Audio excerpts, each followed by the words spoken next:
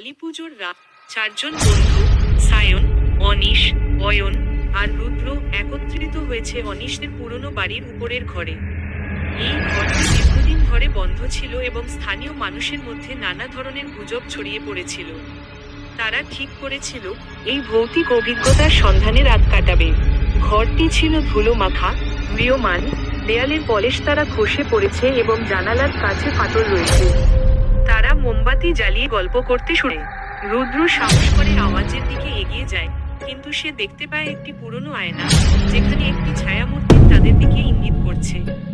অয়ন চিৎকার করে বলে, চলো এখান থেকে বেরোই, কিন্তু দরজা বন্ধ হয়ে যায়। তারা জানালা ভেঙে বেরোনোর চেষ্টা করে, কিন্তু অনিশের মায়ের ডাক তাদের ফিরে আসতে বাধ্য করে। এই অভিজ্ঞতা তাদের মনে ভয়ঙ্কর স্মৃতি হয়ে রয়ে যায়, আর তারা আর কখনো সেই ঘরে ফিরে যায়নি।